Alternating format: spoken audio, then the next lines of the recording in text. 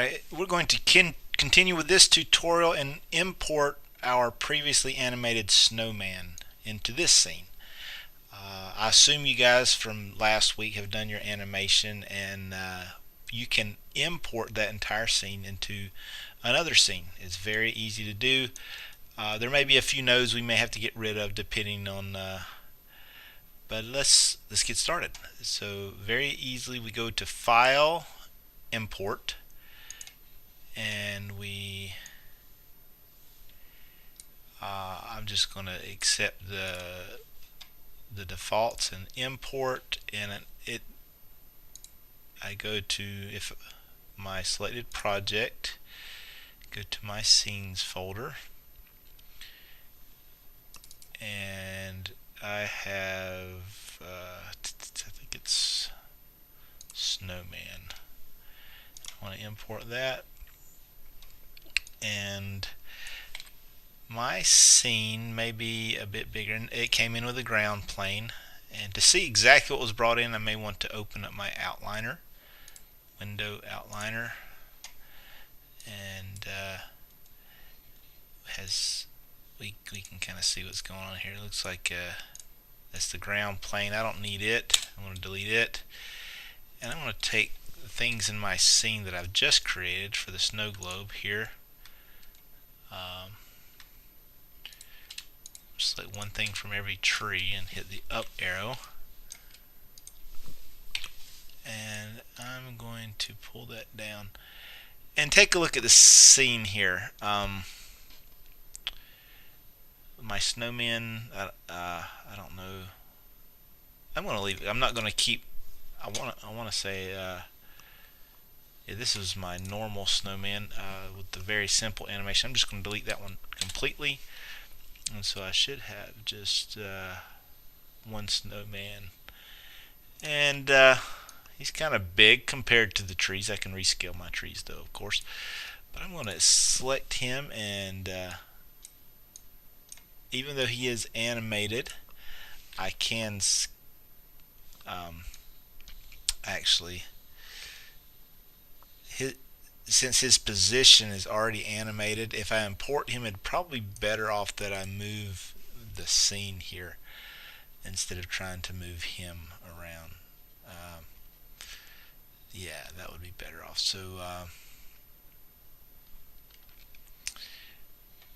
let's group everything together. I'm going to grab and hit up and a command Command G, and I kind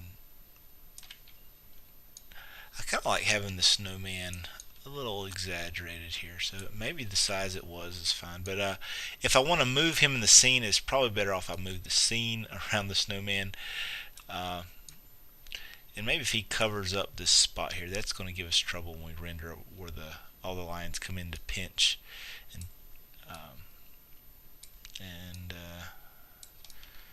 something like that.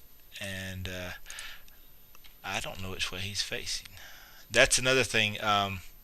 Since he's already animated, it probably wouldn't be a good idea to rotate him.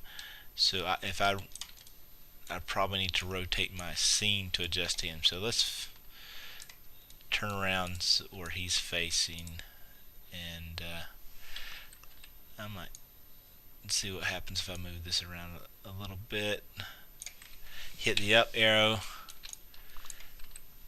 and this is probably backwards. This is not best practices here. I'm just trying to figure out a way to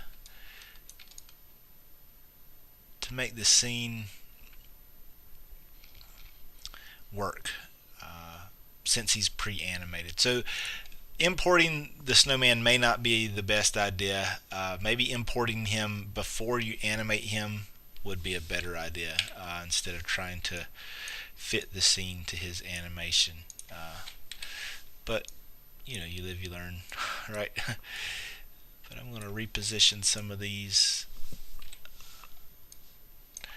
and since the snowman is so big, I may make some of these trees bigger to kind of compensate for how big he is.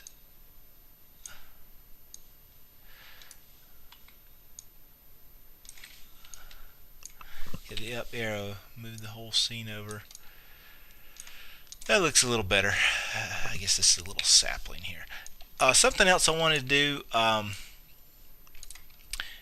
wherever there are edges in a model, how hard those edges are is something that's controlled in part by the normals. So if I go and if I hit harden edge, notice how much more faceted this is than the ones below it. Some people kind of like a softer edge. I'm going to go ahead and harden all of these for all of my trees. I don't want the snow.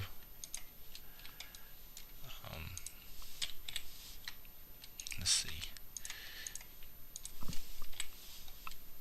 Normals, harden. Interesting. I did the whole group and it did not want to do that to the whole group. It just does the last one. So I guess we'll have to do it individually. I can hit it and hit G, which repeats the last. So I'm just clicking each one separately and hitting G. I don't know why, I just kind of like for this, most things I kind of like the smooth, but for this tree, I think I like the faceted more so. I'm just clicking. Yeah. And just because we created them with duplicate special, we don't have to leave them that way. We can randomize them. What duplicate special created isn't sacred by any means. I can take that top off. If you want to move things around or take some and kind of rotate to randomize. I'm just going to leave them.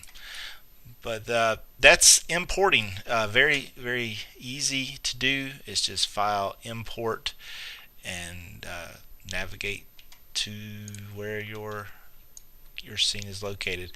I would encourage you, though, we saw the troubles of bringing in something that's already animated.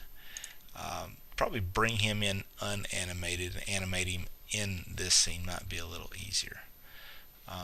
So that's it for this tutorial. In the next one, I want to begin an introduction on particles and maybe see if we can create a little bit of snow.